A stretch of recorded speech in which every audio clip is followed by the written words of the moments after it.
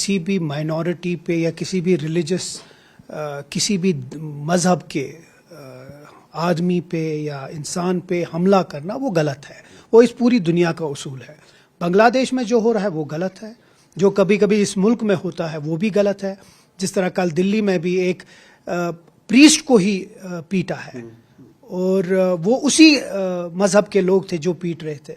उसी तरह जो बांग्लादेश में हो रहा, तो मुझे लगता है कहीं भी माइनॉरिटीज पे अगर कोई हमला हो रहा है किसी भी दुनिया में किसी भी जगह, वो गलत है। हम उसकी कड़ी शब्दों से निंदा करते हैं और मुझे लगता है इस चीज को स्टॉप करना बहुत इंपॉर्टेंट है और हर एक गवर्नमेंट का ये एक रिस्पॉन्सिबिलिटी है कि जो माइनॉरिटीज है उनकी जो सेफ एंड सिक्योरिटी है उसको मद्देनजर रखे, उनको एक सेंस ऑफ सिक्योरिटी देने के लिए एक अहम स्टेप लेना है और इंश्योर करना है कि अगर कोई भी इसमें मुलविस जो भी है उसको जेल में जरूर दें।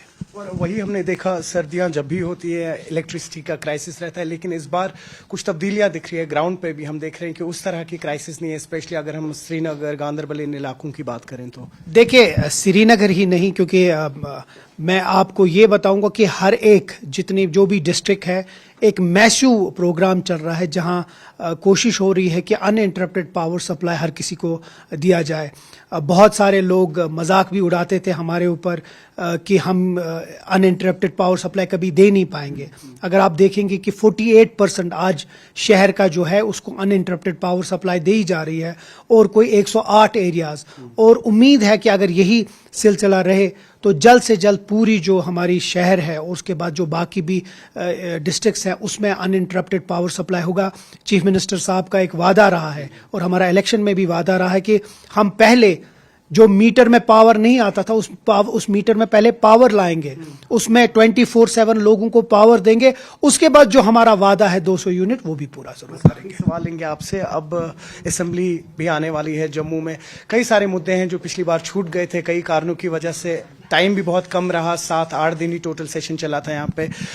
जम्मू में इस बार क्या कुछ प्लान रहेगा, क्योंकि रिजर्वेशन का मामला है, डेली वेजेस का मामला है, कई और ऐसे मसले हैं।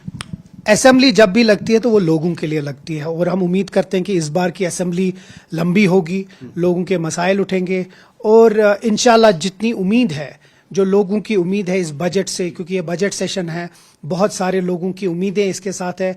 पूरा यकीन है कि चीफ मिनिस्टर उमर अब्दुल्ला साहब उन यकीन पे खरा उन जो यकीन है उस पे खरा उतर के जो हमने वादे किए हैं और जो हमने वादा किया है अपने मंशूर में, आस्ते आस्ते जिस तरह पिछले बजट में कुछ हुआ इस बजट में कुछ होगा, इसी तरह अगले 5 साल या जो अब 4 साल हैं उसमें जो हमने अपने वादे पूरे किए वो बोले हैं वो पूरे जरूर हम करेंगे।